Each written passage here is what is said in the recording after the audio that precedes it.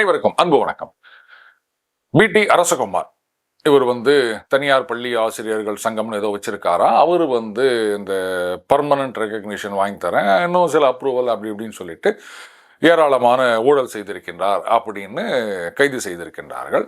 இல்லை பார்த்தீங்கன்னா இன்னும் நிறைய டெண்டர், கடந்த ஆட்சி காலத்தில் விடப்பட்ட டெண்டர்கள் இதெல்லாம் ரத்து செய்திருக்கின்றார்கள். இந்த பார்ட்டி ஃபண்ட் அப்படின்றது இப்போ பெரிதாக பேசப்பட்டு வருகின்ற ஒரு விஷயம். இவ்வளோலாம் ஊழல் போயிருந்தது, பணம் போயிருந்தது அப்படின்னு. அதுக்கப்புறம் ஆஸ் யூஷுவல் இந்த டாஸ்மாகில் அதில் பெட்டிக்கு இவ்வளோ அப்படின்னு போயிருந்தது. அது இப்போ வரியாக அரசுக்கு வருகின்றது அப்படின்லாம் சொல்லியிருக்காங்க. இதில் பார்த்தீங்களா, இந்த ஆட்சியில் ஊழலே இல்லை, லஞ்சமே இல்லை அப்படின்ட்டு நான் இந்த ஆஃபீஸுக்கு போனேன், இந்த லஞ்சம் இல்லாமல் வேலை முடிந்து விட்டது, நான் இங்கே அப்ளை பண்ணேன், எனக்கு உடனடியாக விட்டது அப்படின்ற விஷயங்களும் நிறைய நம்ம இப்போ சோஷியல் மீடியாவில் பார்க்க முடியுது.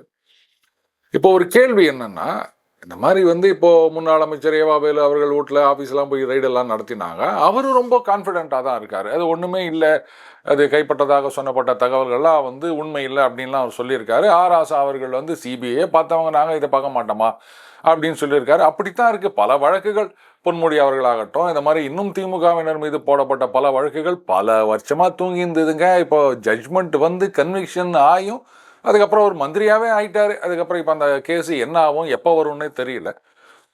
இந்த நிலைமையில் இந்த ஊழலை ஒழிப்பது சாத்தியமா?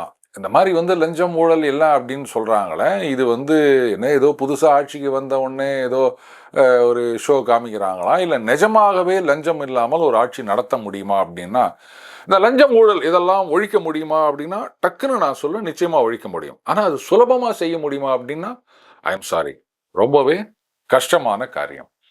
இப்போ அந்த தனியார் பள்ளி சங்கங்கள் அது சம்பந்தமாக கைது பண்ணியிருக்காங்க இல்லையா, இதில் முன்னாள் கல்வி அமைச்சருக்கு தொடர்பு இருக்கின்றது அப்படின்னு நிறைய தகவல்கள் அப்படியே சோசியல் மீடியாவில் குற்றச்சாட்டுகள்லாம் வருகின்றது. இதையெல்லாம் எஸ்டாப்ளிஷ் பண்ண முடியுமா? இது கல்வித்துறைன்னு இல்லை, எல்லா துறையிலையும் லஞ்சம் ஊழல் இதுதான் தாவேகாவின் குற்றச்சாட்டு. இப்போதான் ஒவ்வொன்றா தோண்டி எடுக்கிறாங்கன்னு வச்சுக்கோங்களேன். ஒரே மாதத்தில் எல்லாரையும் கைது பண்ணிடணும், ரெய்டு பண்ணணும் அப்படின்லாம் நான் சொல்லலை. ஸ்டெப் பை ஸ்டெப்பாக தான் பண்ண முடியும். பட்டு அமைச்சர்களை, முன்னாள் அமைச்சர்களை அவங்கள சட்டத்தின் முன் நிறுத்த முடியுமா? ஏன்னா முன்னாள் முதலமைச்சர் மு க ஸ்டாலின் அவர்கள் ட்வீட்லேயே என்ன சொல்லியிருந்தாரு, இந்த மாதிரி குற்றச்சாட்டுகள் நிரூபிக்கப்பட்டதில்லைன்னு சொன்னாரே தவிர நாங்கள் ஒன்றுமே பண்ணலைன்னு அவர் சொல்லலை. அப்படி இருக்குச்சே இவங்க எடுக்கிற நடவடிக்கைகள்லாம் அந்த ஒரு லாஜிக்கல் கன்க்ளூஷன் சொல்லுவாங்கள்ல, அந்த மாதிரி ஊழல் செய்தவர்களுக்கு தண்டனை வாங்கி கொடுக்கறது அப்படின்ற எண்டில் போய் முடியலைன்னு சொன்னால் என்ன ஆகும்? இது சாத்தியமா? இதுதான் கேள்வி. அதுக்கு முன்னாடி இந்த லஞ்சம் ஊழல் அப்படின்றது எப்படியெல்லாம் இருக்கும் அப்படின்னு புரிஞ்சிங்கன்னா தான் இதை ஒழிக்க முடியுமா, இல்லை இதை ஊழலில் ஈடுபட்டவர்களை அரெஸ்ட் பண்ண முடியுமா அப்படின்றத நாம் புரிஞ்சுக்கணும்.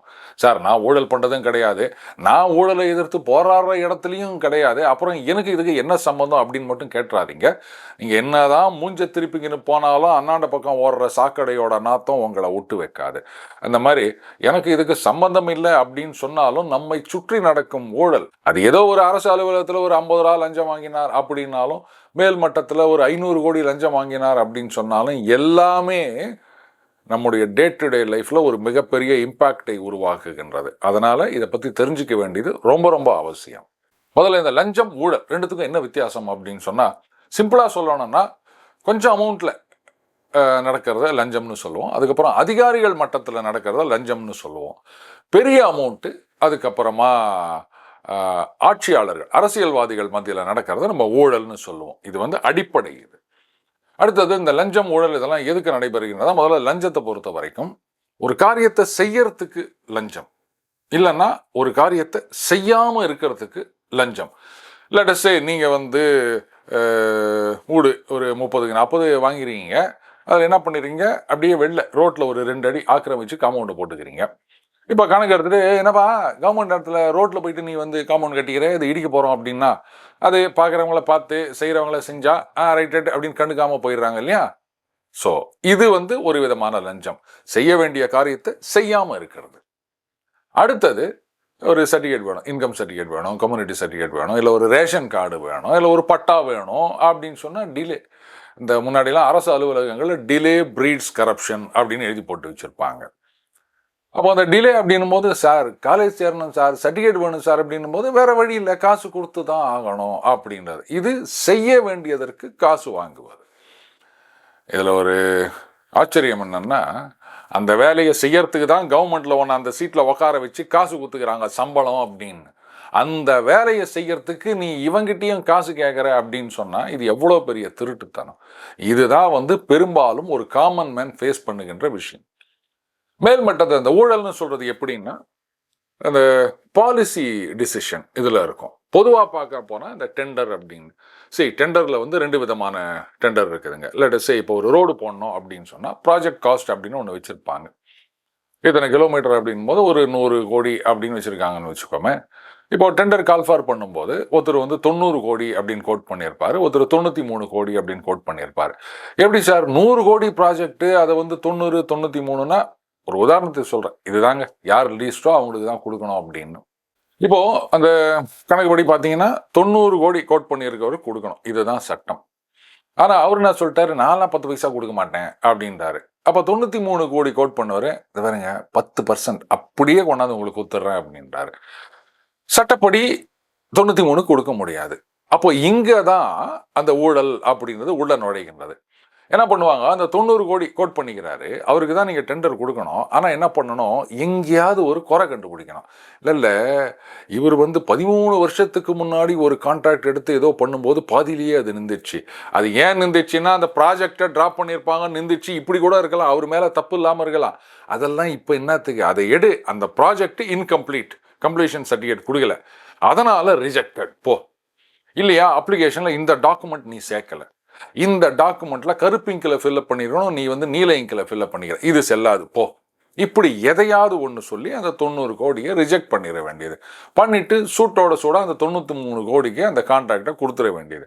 ஏன்னா நீ கோர்ட்டுக்கு போவியா, போ, அது தீர்ப்பு நாங்கள் அப்பீல் போய் இது பண்ணுறதுக்குள்ள அந்த ப்ராஜெக்டே முடிஞ்சு அவன் காசு வாங்கிட்டு போயிட்டு இருப்பான், அடுத்த கவர்மெண்ட்டே வந்துடும். ஸோ இதுதான் காமனாக நடக்கின்ற ஊழல். அடுத்தது அந்த டெண்டர் விடும்போது அந்த அந்த ஸ்பெசிஃபிகேஷன் சொல்கிறாங்க இல்லையா, அதையே சோக்கா மாற்றுறது அப்படின்னு ஒன்று இருக்குதுங்க. ஒரு டெண்டர் கால்ஃபார் பண்ணியிருப்பாங்க. இல்லாட்டி நீங்கள் பிளாஸ்டிக் பக்கெட்டுகள் இது சப்ளை பண்ணுற கான்ட்ராக்ட் அப்படின்னு வச்சுக்கோங்க. முதல்ல அந்த பிளாஸ்டிக் பக்கெட்டோடைய தரம் என்ன, அது இவ்வளோ தடிமனாக இருக்கணும், இது மாதிரி சில டெக்னிக்கல் ஸ்பெசிஃபிகேஷன்ஸ் இருக்கும். அதுக்கப்புறம் அந்த டெண்டர் எடுக்கிற கம்பெனி அவங்க இவ்வளோ விற்று முதல் இருக்க வேண்டும், இத்தனை வருஷம் அவங்க இருந்திருக்கணும் அப்படின்லாம் சில கண்டிஷன்ஸ் இருக்கும். இப்போ முதல்ல புது ஃபீல்டுன்னு வச்சுக்கோங்களேன், இந்த மாதிரி ஒரு டெண்டரை போட்டுருவாங்க. போட்டுட்டு அதுக்கப்புறம் என்னென்னலாம் அப்ளிகேஷன் வருது அப்படின்னு பார்ப்பாங்க. பார்த்த பிறகு அதுக்கப்புறம் அது உலகளாவிய வழக்கம்னு வச்சுக்கோங்களேன், அப்படியே அப்ரோச் பண்ணுவாங்க, யார் யார் எவ்வளோ கொடுப்பாங்க அப்படின்னு. அப்புறம் ஒருத்தன் நிஜமாவே நல்ல கம்பெனியாக இருப்பான், ஆனால் நாங்கள்லாம் காசு கொடுக்குறது இல்லைங்க, எங்கள் பாலிசி அப்படின்வான். இன்னொருத்தன் ஒரு டுபாகூர் கம்பெனியாக இருப்பான், நீ எவ்வளோ கேட்டாலும் தரங்க அப்படின்வான். அப்போ என்ன பண்ணுவாங்க, மறுபடியும் அந்த டெண்டரில் மாடிஃபிகேஷன் பண்ணுவாங்க, இல்லை அந்த டெண்டரை கேன்சல் பண்ணிவிட்டு புதுசாக ஒரு டெண்டர் விடுறது. அப்போ என்ன பண்ணுவாங்கன்னா, அந்த நல்ல பக்கெட் கொடுக்குறேன்னு சொன்னான் பாருங்க, அவனை எப்படி கழிச்சு கட்டலாம் அப்படின்னு சொல்லிட்டு அதுக்கேற்ற மாதிரி ஸ்பெசிஃபிகேஷன்ஸை மாற்றுவாங்க. இந்த டுபாகூர் பக்கெட்டை போயிட்டு, அப்பா நீ இந்த ஒரு சர்டிஃபிகேட் வாங்கி வச்சுக்கோ, ஏதோ சம்திங் அப்படின்னு சொல்லிட்டு அப்புறம் இந்த சர்டிஃபிகேட் இருந்தால் தான் எலிஜிபிள் அப்படின்னு கொண்டு வருவாங்க. டே, இந்த சர்டிஃபிகேட்டுங்க அதுக்கு என்னடா சம்மந்தம், இது நல்ல பக்கெட் தயாரிக்கிறோம் கேட்பான், அதுக்கு இதுக்கு சம்மந்தமே இல்லையே, அது கார் தயாரிக்கிறோம், அதெல்லாம் கிடையாது, எங்களுக்கு இந்த சர்டிஃபிகேட் வேணும். இந்த மாதிரி அந்த பாலிசி லெவலில் சேஞ்ச் பண்ணி ஒற்றை கம்பெனியோ இல்லை ஒரு சில கம்பெனிகளோ, இந்த டுபாகூர் கம்பெனிகள் மட்டுமே செலக்ட் ஆகிற மாதிரி கொண்டு வருது அப்படிங்கிறது இன்னொரு விதமான ஊழல். இதுக்கும் பணம் ஆட்டோமேட்டிக்காக அப்படி இருக்குன்னு வச்சுக்கோங்களேன். எல்லாத்துக்கும் மேலே இன்னொரு விஷயம் நடக்கும். ஒரு கம்பெனி டெண்டர் எடுக்கிறாங்க அப்படின்னு சொன்னால், என்னங்க நீங்கள் இவ்வளோலாம் கேட்குறீங்களே, சரி ஓகே, இந்த ப்ரைஸ் எஸ்கலேஷன் ஒன்று இருக்கும். ஸோ அப்போ அந்த டெண்டர் அமௌண்ட்டையே இன்க்ரீஸ் பண்ணுறது அப்படின்றதும் நடக்கும். லேட்டஸ்ட் இப்போ 100 கோடி டெண்டர் அப்படின்னா, அது பாருங்கள் 5% ஒன்றா கொடுக்கலாங்க, நீங்கள் என்ன 20% கேட்குறீங்க, அவ்வளோதானே, உனக்கு வேணாம் எனக்கு வேணாம், நீ 20% கொடுத்துரு. இல்லைங்க 20% கொடுத்தா 80 கோடியில் பண்ண முடியாது, உடியா 100 கோடி தானே உனக்கு செலவு, நாங்கள் டெண்டர் அமௌண்ட்டையே 120 ஆக்கிடுறோம், 20 என்கிட்ட கொடுத்துரு, 100ல் நீ பண்ணிட்டு போ. ஸோ அவங்களுக்கு 20 கோடி போயிடுதா, ஓகே. அப்போ இதனாலெல்லாம் பாதிக்கப்படுவது யார் அப்படின்னு கேட்டிங்கன்னா, நாம தான், வேற யாரும் கிடையாது. இன்னைக்கு ரோடு போட்டிருக்காங்க. அந்த ரோடு போடும்போது ஏற்கனவே போட்ட ரோடு அது மேலேயே போடக்கூடாது. அதை நோண்டி எடுத்துட்டு அதுக்கப்புறமா தான் போடணும். அந்த நோண்டி எடுக்கும்போது எவ்வளவு ஆழத்துக்கு அதை நோண்டி எடுக்க வேண்டும், புதுசாக ரோடு போடும்போது அந்த தாறு ஜல்லி இதெல்லாம் எவ்வளவு அந்த உயரத்துக்கு இருக்க வேண்டும், ரோடு எவ்வளோ அகலம் இருக்க வேண்டும், இந்த மாதிரி ஏகப்பட்ட டெக்னிக்கல் ஸ்பெசிஃபிகேஷன் இருக்குங்க. ஆனால் இப்போதான் அப்பப்போ பார்த்தீங்கன்னா ஒரு போர்டு வைக்கிறாங்க, இந்த கான்ட்ராக்டு இன்னார் எடுத்துக்கிறாரு, இன்னதுக்குள்ளே முடியணும், இவ்வளோ காலகட்டம் அப்படின்லாம் சொல்கிறாங்களே தவிர, இத்தனை ஆழத்துக்கு அந்த ரோடு இருக்கணும், இவ்வளோ அகலத்துக்கு அந்த ரோடு இருக்கணும், இத்தனை வருஷம் அந்த ரோடில் என்ன ஒரு ஓட்டை குழி விழுந்தாலும் அதை கான்ட்ராக்டர் பண்ணணும் அப்படின்ற விஷயங்கள் எங்கேயாவது வச்சுக்கிறாங்களா? அப்படியே ரகசியமாக வச்சுருப்பாங்க, நம்ம கண்ணிலேயே தெரியாது. இப்போ 100 கோடி டெண்டர், அதில் வந்து ஒரு 10% 20% கமிஷன் கொடுத்துட்டு வராருன்னு வச்சுப்போமே. அப்போ 80 கோடின்னா 100 கோடிக்கு செய்ய வேண்டிய வேலையை அவர் 60 கோடி இல்லை 50 கோடிக்கு தான் செய்வார். ஏன் இன்னும் குறைக்கிறேன்னு கேட்குறீங்களா? கம்பெனிக்கு லாபம்னு ஒன்று வேணாமா? அது போகத்தானே அவர் பண்ணுவார். கவர்மெண்ட்டில் 100 கோடி கொடுக்குதுன்னா 100 கோடியுமே செலவு பண்ணிட்டு போகிறதுக்கு யாருங்க வந்து கான்ட்ராக்ட் எடுப்பாங்க? ஸோ அப்போ என்ன ஆகும்? நமக்கு கிடைக்கின்ற சர்வீஸ் இதனுடைய தரம் ஒன்றும் இல்லாமல் போயிடும். ஒரு பக்கெட் வாங்குகிறோம், கவர்மெண்ட்டே வந்து பக்கெட் வாங்குதுன்னு வச்சுக்கோங்களேன். அப்போ இதே மாதிரி ஊழல் நடந்தது அப்படின்னு சொன்னால் அப்போ அந்த பக்கெட்டுடைய தரம் அப்படின்றது ரொம்ப கேவலமாக இருக்கும். ஒரு பக்கெட்டுடைய கோடல் லைஃப்னு சொல்லுவாங்க. எந்த சாமான் வாங்கினாலும் 5 வருஷம் அப்படின்னு சொன்னால் 1 வருஷத்துலேயே ஒஞ்சி போயிடுதுன்னு வச்சுக்கோங்களேன். அப்போ என்ன பண்ணணும், அந்த கம்பெனியை கூப்பிட்டு, என்னப்பா 5 வருஷம் கோடல் லைஃப்னு சொல்லி வாங்கிக்கிறோம், 1 வருஷத்துலேயே போயிடுச்சு, நீ வந்து இன்னொரு பக்கெட் கொடு அப்படின்னு கேட்பாங்களா? ஊழல் பண்ணி கான்ட்ராக்ட் கொடுத்தவங்க என்ன ஆகும்? ஒன்று இதெல்லாம் கண்டுக்காம மறுபடியும் பக்கெட் வாங்குறதுக்கு கான்ட்ராக்ட் விடுவாங்க. இல்லைன்னா ஏதோ ஒரு பஞ்சாயத்து ஆஃபீஸில் அந்த பக்கெட்டு கொடுத்துக்கிறான்னு வச்சுக்கோங்களேன். சார் பக்கெட் ஒஞ்சி போச்சு சார், வேறு பக்கெட். நான் ஒஞ்சி போச்சா? 5 வருஷம் இருக்கணும் அந்த பக்கெட்டு, நீங்கள் சரியாக அதை யூஸ் பண்ணல, டரக்குன்னு தரட்டை போட்டு இழுத்துருப்பீங்க, ஒஞ்சி போச்சு, உடனே அவங்க காசு போட்டு வாங்கிக்கோ. இப்படி அவங்கள வந்து மெர்சல் பண்ணுறது. அப்போ மீதி 4 வருஷம் பக்கெட் இல்லாமல் இருக்கும். சொன்னது பக்கெட்டுன்றது ஒரு சின்ன உதாரணங்க. இது யார் வேணால் காசு போட்டு வாங்கிக்கலாம். பட்டு மற்ற விஷயங்கள் எடுத்துக்காங்க. இப்போ வந்து ஒரு வேன் வாங்குறது, ஜீப் வாங்குறது, அதுக்கு டயர் வாங்குறது, இப்படின்ற விஷயங்கள் எல்லாம் ஊழல் நடந்தது அப்படின்னு சொன்னால் அப்போது அல்டிமேட்டாக அந்த மக்கள் தான் இதனால் பாதிக்கப்பட போவது. ஸோ நீங்கள் விரும்பினாலும் விரும்பாட்டாலும், இஷ்டப்பட்டாலும் இஷ்டப்படாட்டாலும், அந்த லஞ்சம் ஊழல் அப்படின்றது தினிக்கும் உங்களுடைய வாழ்க்கையை நாசப்படுத்தி கொண்டிருக்கின்றது. சரி, அப்போ இதெல்லாம் எப்படி ஒழிக்கணும்? இந்த மாதிரி வந்து சில பேர் அரெஸ்ட் பண்ணியிருக்காங்க, ரெய்டெல்லாம் நடத்தியிருக்காங்க, இது வேற விஞ்ஞான முறையில் ஊழல் அப்படின்லாம் சொல்கிறாங்க. இதெல்லாம் வந்து செக்கு போட்டு இல்லை ஆன்லைன் டிரான்ஸ்ஃபர்லையா இதெல்லாம் பண்ணியிருக்க போகிறாங்க, இதெல்லாம் நடக்கிற காரியமா அப்படின்னா ஒரு விஷயம் புரிஞ்சுக்கணும். அதிகாரிகளுடைய கொல்யூஷன் இல்லாமல் எந்த விதமான ஒரு ஊழலையும் அரங்கேற்ற முடியாது. நம்ம அன்றைக்கே சொல்லியிருந்தோம், ஒரு மினிஸ்டர் ஒரு கான்ட்ராக்ட் அப்ரூவல் கொடுக்குறார் அப்படின்னு சொன்னால் எல்லா விஷயங்களும் அந்த ஃபைல் நோட்டிங்கில் இருக்கணும். இவர் வந்து இவங்க அண்ணன் பையன், இவனுக்கு இந்த கான்ட்ராக்டை கொடு, அவனுக்கு கொடுக்காது அப்படின்லாம் எழுத முடியாது. ஸோ அதுக்கேற்ற மாதிரியான விஷயங்கள் அந்த ஃபைல் நோட்டிங்கில் கீழ்மட்டத்திலேருந்து அதிகாரிகளில் இருந்து அப்படியே ஸ்டெப் பை ஸ்டெப்பாக வந்துடும். எந்த அமைச்சரும் இவனுக்கு கொடுக்காத, அவனுக்கு தான் கொடுக்கணும் அப்படின்னு வெளிப்படையாக எழுதினதா சரித்திரமே இல்லை. ஸோ அப்போது அந்த அதிகாரிகள் மட்டத்தில் தான் அந்த ரெஸ்பான்சிபிலிட்டி. சரியா? இப்போ என்ன பண்ணணும், நீங்கள் வந்து இந்த ரெய்டுகள் இந்த மாதிரி விஷயத்தில் அரசியல்வாதிகளை பிடிக்க முடியலை அப்படின்னு சொன்னாலுமே அதிகாரிகள் மட்டத்தில் என்ன, இந்த டெண்டரில் இந்த கான்ட்ராக்டரை ரிஜெக்ட் பண்ணிக்கிறீங்க, இவன் தான் வந்து லீஸ்ட் கோட் பண்ணிக்கிறான், ஆனால் ஏதோ ஒரு இல்லாத காரணத்தை சொல்லி அவனை தள்ளி விட்டுட்டு நீங்கள் இவங்களுக்கு வந்து கான்ட்ராக்டை கொடுத்துக்கிறீங்க. எதுக்காக கொடுத்தீங்க? நீங்கள் ரிஜெக்ட் பண்ண ரீசன் தப்பு, அப்போ நீங்கள் தான் இதுக்கு பொறுப்பு அப்படின்னு சொல்லி பாருங்கள். அப்போ ஆட்டோமேட்டிக்காக இல்லைங்க மந்திரி தான் சொன்னார். மந்திரி சொன்னார்னா எங்கே சொன்னார்? மந்திரி என்ன எழுதியா ஒத்துருக்க போகிறாரு சார்? கடைசியில் மந்திரியை வந்து பிடிக்கிறதுன்றது அதான் முன்னாள் மந்திரி, அதான் நடக்காத காரியமாக போயிருமே அப்படின்னா எங்கேயாவது ஒரு இடத்துல ஒரு ஆரம்பம், ஒரு முதல் படி எடுத்து வைக்கணும். அப்போதான் அடுத்து வருகின்ற காலகட்டங்களில் அதிகாரிகளுக்கு நிஜமாவே ஒரு பயம் இருக்கும். ஆஹா, மந்திரி சொன்னார் அப்படின்னு சொல்லிட்டு நம்ம இது மாதிரிலாம் எழுதி கொடுத்துட்டு அவர் வந்து காசை வாங்கிட்டு போட்டாரு, கடைசியில் நாம மாட்டிக்கணுமே. அதனால் இனிமேல் இந்த வேலையெல்லாம் நடக்காது. எதுவாக இருந்தாலும் நீங்கள் ரிட்டனாக எழுதுங்க. ஓரலாக சொன்னாலும் வேலைக்கு ஆகாது. என்ன மிஞ்சி போனால் என்ன பண்ணுவீங்க? ட்ரான்ஸ்ஃபர் போடுவீங்க, அவ்வளோதானே, பரவாயில்ல. நீங்கள் எத்தனை நாள் இருக்க போகிறீங்க? இன்னும் ஒரு 2 வருஷம் 3 வருஷம் இருப்பீங்களா? ரைட்டு, நான் வந்து அந்த ஊருக்கு போய்க்கிறேன்.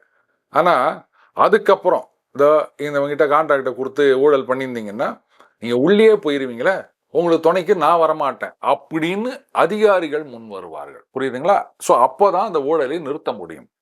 அதிகாரிகள் ஒத்துழைக்கலை அப்படின்னு வச்சுக்கோங்களேன், சார் நான் இந்த மாதிரிலாம் எழுத முடியாது சார், இந்த கம்பெனியை ரிஜெக்ட் பண்ண முடியாது சார் அப்படின்னு ஒரு அதிகாரி சொன்னார் அப்படின்னா, நான் மந்திரி எழுதுவார, நான் சொல்கிறேன் அதை ரிஜெக்ட் பண்ணிட்டு இதுக்கு போடு அப்படின்னு டிரான்ஸ்ஃபர் தான் பண்ணுவாங்க.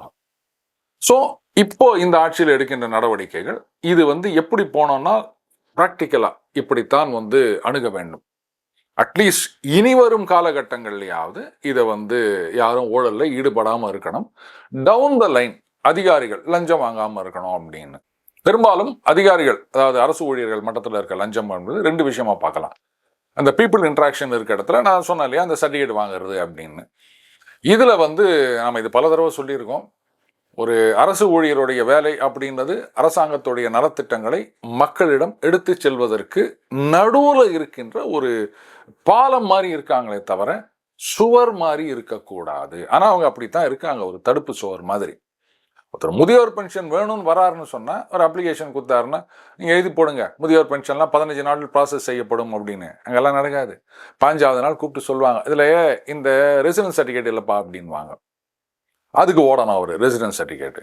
அங்கே போய் அப்ளிகேஷன் கொடுத்த உடனே அங்கே 15 நாள் கழிச்சு உன்னுடைய ஆதார் கொண்டு வா அப்படின்வாங்க. சரின்ட்டு ஆதார் எடுத்துன்னு வந்து கூட்டா அவர் சொல்றாரு இந்த சர்டிஃபிகேட் வேணும், அந்த சர்டிஃபிகேட் வேணும், இப்படி எதையாவது ஒன்று சொல்லி அலக்கட்சின்னு இருப்பாங்க.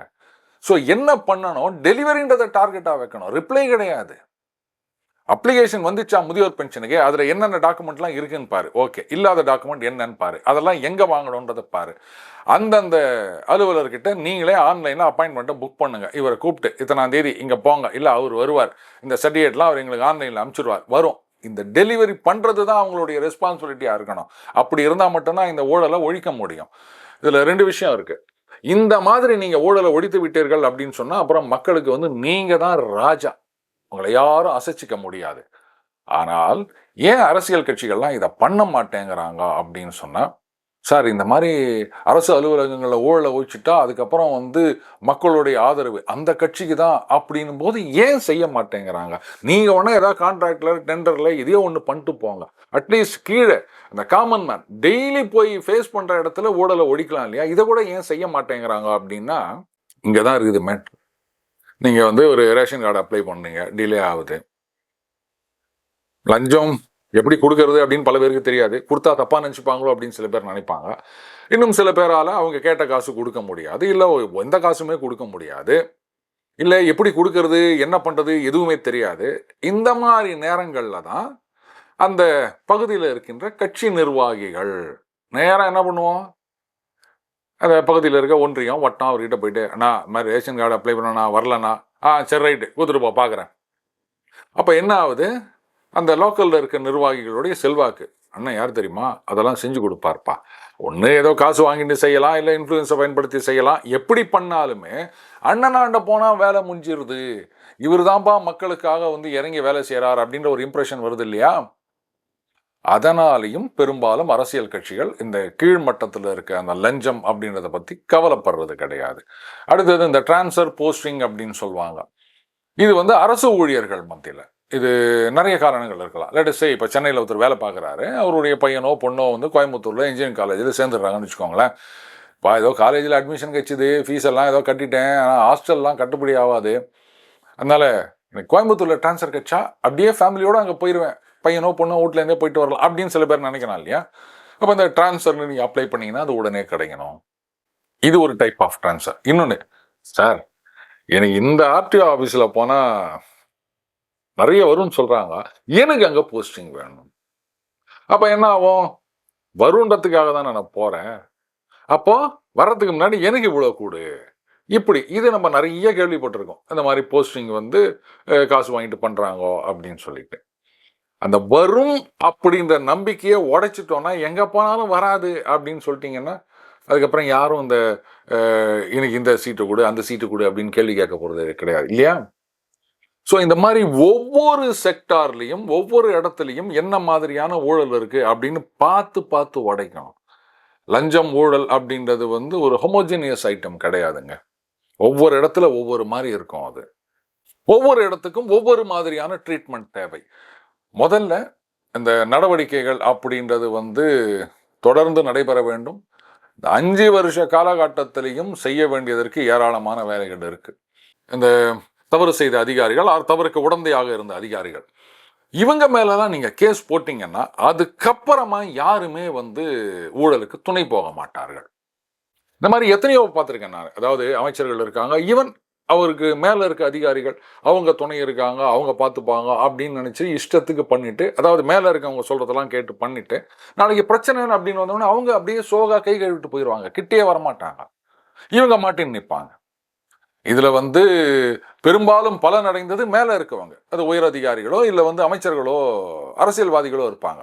இவங்களுக்கு வந்து என்ன ஏதாவது ஒரு அப்படி கொஞ்சம் கொடுத்துருப்பாங்க, அவ்வளவுதான். ஆனா அவங்களுக்கு கேட்கும்போது என்ன தெரியுமா சொல்லுவாங்க, நானா ஒன்றும் பண்ணேன், ஐயா சொல்லி தாங்க நான் பண்ணேன்னா. ஓ, அப்ப ஐயா சொன்னா பண்ணிடுவீங்களா? அப்ப ஐயா வந்து நாளைக்கு ராஜினாமா பண்ணிட்டு போன்னு சொன்னா பண்ணிடுவீங்களா? சரி, அது கூட வேணாம், வருமானம் இல்லாம என்ன பண்றது அப்படின்னு சொல்லலாம். தம்பி, நீங்க ரொம்ப விசுவாசமா இருக்கீங்க, அதனால ஒன்று பண்ணுங்க, இந்த கவர்மெண்ட் வேலை உங்களுக்கு வேண்டாம், நீங்க வந்து எனக்கு அசிஸ்டண்டா வந்துருங்க, இந்த மாதிரி இந்த பணம் வாங்குறது, அதை கொண்டு போய் வைக்கிறது, இந்த மாதிரி வேலையெல்லாம் பார்த்துக்கங்க, இதில் நான் உங்களுக்கு கமிஷன் கொடுத்துறேன், என்ன பெரிய சம்பளம் வர போகுது, அதை விட 4 மடங்கு நான் கொடுக்குறேன் அப்படின்னு சொன்னா யாராவது போவாங்களா? அதனால தயவு செஞ்சு அவங்க சொன்னாங்க, இவங்க சொன்னாங்க, அதனால செஞ்சேன் அப்படின்ற ஒரு முட்டை மட்டும் ஏத்துக்கவே முடியாது. உங்களுக்கு அதுல பிரயோஜனம் இல்லை அப்படின்னு தெரிஞ்சா ஏதாவது செய்வீங்களா? ஒரு சில நேரங்கள்ல நிஜமாகவே வந்து அதிகாரிகளோ இல்ல கீழ்மட்டத்தில் இருக்கவங்களோ அவங்க வந்து ஒரு பைசா வாங்கியிருக்க மாட்டாங்க.